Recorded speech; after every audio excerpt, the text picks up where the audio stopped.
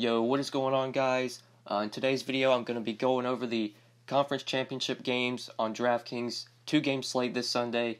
This is pretty much our final NFL DFS slate of the season. You obviously have the Pro Bowl and Super Bowl slate, but I usually never play that. So this will probably be my last NFL video for the year. Hope you guys have enjoyed the NFL videos. Hopefully they have helped you. I will continue to be uploading daily NBA videos and MLB videos when MLB starts. So even if you just watch me for NFL, highly recommend you check out the other videos as well, especially if you plan on playing other sports now the NFL has pretty much come to a close. But what I'm going to do in this video, just go through each position and talk about the players I'm looking to target. I am recording this video on Tuesday, so these are kind of my first looks at the slate. There really isn't any injury news that we really have to track. Obviously, guys could get hurt as the week goes on in practice or something, but right now I think the main injury we need to look at is Rex Burkhead. He's questionable for the game on Sunday, but he is expected to play. As of Tuesday, he's really the only big injury we have to watch, and it looks like he's going to play, so I don't even know if we're really going to have to track that. But anyways, before we get started, just make sure you guys drop a like on the video. If you have any questions, feel free to leave them down below. Hit me up on Twitter if you have any questions, and make sure if you're new to the channel, you click that subscribe button. And hopefully you'll be checking out my NBA and MLB videos throughout the season. But anyways, guys, looking at quarterback for the slate, really you got 4 options here. You're either playing Brady, Keenum, Bortles, or Nick Foles. Obviously, Brady's by far the best play on the board. He definitely has a tough matchup. I'm going to go ahead and tell you guys, pretty much everybody just on this slate has a tough matchup. We've got the best 4 teams, pretty much at least I would say. We've got the best 4 teams in the NFL playing. And especially defense-wise, you got three defenses, the Jacksonville, Minnesota, the Eagles, 3 teams with really good defense. Even the Patriots have played better defense this year. So no quarterback's going to have like the dream matchup. Brady has to face Jacksonville. That's a tough spot. Keenum has to face the Eagles. Tough spot for him. Bortles probably has the best matchup on the board, but he's Blake Bortles. Obviously, Nick Foles against Minnesota, really tough spot. I don't think I'm trying to pay up for Brady on this slate at 7,700. I think quarterback, we can save money. I know I said Blake Bortles, like obviously he's Bortles and he sucks, but he's just $5K. He's got the best matchup on the board. He saves you salary to where you can pay up for running back. You can play Dion Lewis. You can play Fournette if you want to pay up a receiver. Going down to Bortles at quarterback allows you to do that. He's shown upside lately, at least because he's been rushing the ball. In his last 2 games in the playoffs, he's put up 16 DraftKings points, so he's shown somewhat of a solid floor, even though he hasn't looked good real life. You would imagine that the Patriots are going to be able to get a lead here, which is going to lean to Bortles having to throw the ball. And at just $5K, if he gets you 15 to 20 DraftKings points, I think you will definitely take that. I don't think fading Brady on this slate is really going to kill you. I don't see Brady going out and throwing 4 or 5 touchdowns against this Jacksonville defense. Maybe I'm wrong there. He might do it, but just given the matchup for Brady, I don't think we have to pay up for him on this slate, especially since he's almost 8K. Bortles is the option I see that we can really save money on. I prefer him over Foles. Obviously, you got Keenum priced like right in between Bortles and Brady. Just at Keenum's price tag, I'm not sure if I want to go there. He's obviously shown a solid floor as well in the games that he's played this year and the games that he started. But at 6,600, I don't know if that's enough savings for me. I'm either probably going to pay up for Brady on this slate or just go down to Blake Bortles. Those are really the 2 guys I'm targeting and really the 2 quarterbacks that stand out to me on this slate. Probably not going to play Foles and just at Keenum's price tag. I'm not sure if I want to go there. So moving on to running back. One of the reasons I like Bortles this week, obviously we can save salary with him, and that allows us to pay up for guys like Dion Lewis, Leonard Fournette, guys we want to fit into our lineups. Obviously, Burkhead being questionable is a big injury we're going to have to watch. He's expected to play. If he is out again, I think we're just locking in Dion Lewis. Even if Burkhead's active and he's going to play, I think we can still pay this price tag for Lewis. It's been pretty much over a month since Rex Burkhead has played, so there's a good chance he's going to be limited. With just how well Dion Lewis has played when he's got the backfield to himself, I think he's still going to see his normal workload here. I think he gets 20 touches or more. And with how he's been involved in the passing game lately, last game against Tennessee, got 10 targets in that game, 9 catches for 79 yards. Also got 15 carries for 62 yards. Still put up 23 DraftKings points in that game. I know he had some touchdowns vultured from him. I know James White scored twice in that game. So Lewis still managed to put up 23 DraftKings points without scoring a touchdown. I think he's a guy we really want to pay up for, even if Burkhead plays. I think Fournette and Lewis, 2 running backs I really like on this slate. Obviously, you do get a little bit of savings if you go down to Fournette. I think I prefer Lewis over him, but if you can fit in both, you can definitely do that. Fournette, good play here going up against New England. Jacksonville is going to give the ball to Fournette as much as they can. He got 27 touches in their last game against Pittsburgh, putting up 34 DraftKings points, 109 rushing yards, 2 catches for 10 yards, also scored 3 times in that game. So Lewis and Fournette at running back are your clear plays here.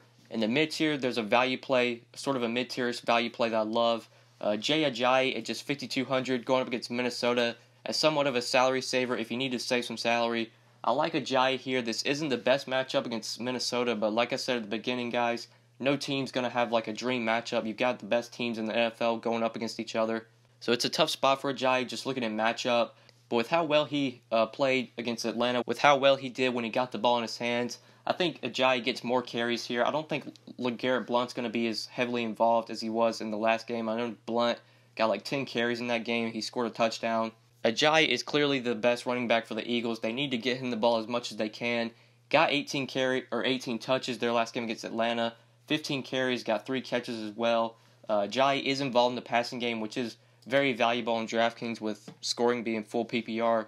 So right now, Dion Lewis, Leonard Fournette, and Jay Ajayi are the running backs I really like on this slate. You can go to Latavius Murray. He's been getting a ton of work lately. He got 19 carries in the playoff game last week against New Orleans. Also got 2 catches as well.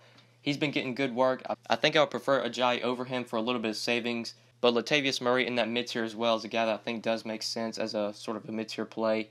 Not sure if I want to go to James White with Burkhead probably going to be active. I think White definitely takes a hit with Burkhead active. I don't think Lewis is going to take as big of a hit just because of how well Lewis has played lately. I think he's still going to get plenty of carries and pass game involvement. So right now the running backs I really like on this slate are definitely Lewis, Fournette, Ajayi, and Latavius Murray. Those are the 4 guys that really stand out to me at this position. So moving on to receiver and looking at receiver on this 2-game slate, you got Adam Thielen, Steph Diggs up top here. 2 most expensive guys at this position. Not the best matchup for either guy. If I have to pay up for one of these guys, I think I prefer Thielen. But right now, I think running back's a position I'm going to try and spend up at. Not sure if I'm trying to jam in Thielen on this slate. I think I'd want to jam in Fournette and Dion Lewis over him. I think wide receiver might be a position we can go to like this 5K range and actually save some salary here. Chris Hogan is a guy that really stands out to me at just 5K going up against Jacksonville. I have a good feeling that Jalen Ramsey is going to spend plenty of time on Brandon Cooks. And if Hogan plays out of the slot, which he usually does, that should link to him getting more targets. He did play plenty of snaps in the game against Tennessee. I think I saw where he played 67 out of 81 snaps, so he was on the field a ton. Only got 4 targets. Obviously, that 1 catch he got was a touchdown catch, so that really bailed him out with 7 DraftKings points last week against Tennessee. But as long as he's going to be on the field playing as many snaps as he did in the last game, targets are going to come for Chris Hogan. He's just 5K. As a salary saver on the slate, I think he's a good play in that mid-tier. You could even go to Amendola at 5,500. He's another guy that plays in the slot, so he should be able to avoid the tough corners like Jalen Ramsey. He's coming off a really nice game where he got 13 targets, 11 catches for 112 yards. I have a feeling he's going to be pretty popular since he's coming off that big game, and people are going to want to go to Amendola. So I could see why you would want to go there. I think I prefer Hogan for just a little bit of savings off of Amendola, but those are definitely 2 guys you can play to save some salary. If I'm going 5K and under and trying to find the value plays, this is where we get to some of Jacksonville's receivers. Always tough to predict which one of those guys is going to have a big game. You also got some of the Eagles receivers. Jeffrey, Aguilar are both priced under 5K. If I'm going to one of these Eagles receivers, for me, it's definitely Aguilar. I know Jeffrey, I have a feeling he's going to see plenty of Xavier Rhodes in this game, which could lean to Aguilar seeing some nice targets here. And he has shown somewhat of a connection with Nick Foles. So I like him over Alshon Jeffrey if we're trying to go to the Eagles receivers. Since they're so fairly priced, I just prefer Aguilar over him. Now looking at Jacksonville's receivers, all these guys are pretty cheap. Marquise Lee's just 4,400. D.D. Westbrook's under 4K. Keelan Cole's under 4K. Obviously, Keelan Cole kind of has big playability as a tournament play. I think he does make sense, even though he only caught 1 catch last week against Pittsburgh. It was a deep ball that went for 45 yards, so he has that big playability as a tournament play. Kind of a low-owned guy that could show a lot of upside, could have a really big game. I like him as a guy for value. Marquise Lee's definitely like the cash optimal play if you're playing cash on the slate. He's the guy that's probably going to see the most targets. He saw 6 targets last week against Pittsburgh, 3 catches for 28 yards. We know Jacksonville, they're going to be playing from behind this game. They're going to have to throw the ball. Marquise Lee's going to see targets. I think Keelan Cole, like I said, is a tournament play, a guy that could catch a deep ball and really pay off well. 3,500, 4,400. I like both of those guys for value. If you want to play Westbrook at 3,900, another guy that does make sense as a cheap play. Just looking at receiver in general, I think this position we do want to save money at. Not sure if I'm going to be trying to force in Thielen, Diggs, or Cooks on the slate.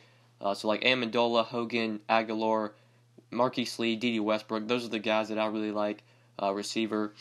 So looking at tight end, pretty much got three options here, pretty gross position. You're either going to play Gronk, Zach Ertz, or Kyle Rudolph. Those are really your three options. Obviously, Gronk is the best play.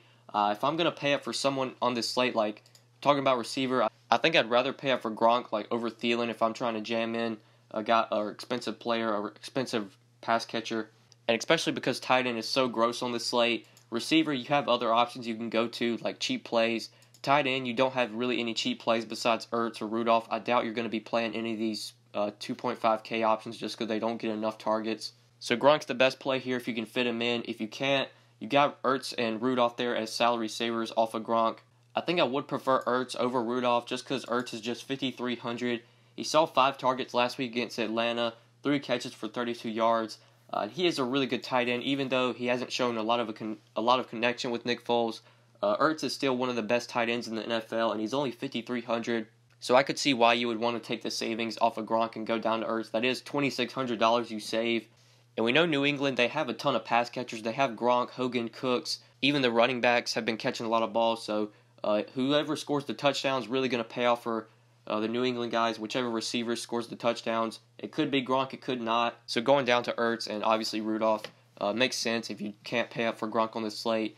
But moving on to defense, looking at defense, got 4 plays here. Obviously, you're either playing the Vikings, Patriots, Eagles, or Jaguars. I think the most optimal play here, the play that makes the most sense, is probably the Patriots at 3,500 because they're playing at home and they're going up against the worst quarterback in Blake Bortles. You could argue that Nick Foles and Blake Bortles, which one's worse? I think Bortles has more tendency to turn the ball over, and the Patriots are playing at home, so I think they're the optimal play here. But the Jaguars are a play that I think could really pay off in tournaments. The Jaguars, although they're going up against New England and they're going up against Brady, Brady we know doesn't turn the ball over a ton. The Jaguars still have the best defense in the NFL, and they are priced under 3K. They're just 2,800. So if you want to punt at defense and you don't want to play the Patriots or Vikings, the Jaguars at 2,800, even the Eagles at home against Case Keenum at 3K. I think defense on this slate is going to be spread out ownership wise. I don't think there's going to be any defense that's major owned. I think each defense could carry some ownership. I would say the Patriots are going to be the highest owned. The lowest owned will probably be the Jaguars just because people don't like taking defenses against Brady. But the Jaguars, they have the best defense in the NFL. They're 2,800. So as a cheap option, I definitely like them, especially in tournaments. But I think that's pretty much it for this slate, guys. I think that's pretty much it for this 2-game slate. Hopefully you guys did enjoy the video. Hopefully it helped you out. Hopefully you have enjoyed my NFL videos for this year. Hopefully they have won you some money. If you guys have any questions, just feel free to leave them down in the comments below. Feel free to hit me up on Twitter as well, at the DFS_GO, and give me a follow there. We can always talk on Twitter if you have any questions. And if you haven't dropped a like on the video, make sure you do that, and be sure you subscribe as well if you haven't done that yet either. But yeah, guys, I think that's pretty much it. Thank you so much for watching, guys. Hopefully you have enjoyed the NFL videos this year, and I'm out. Good luck on this slate.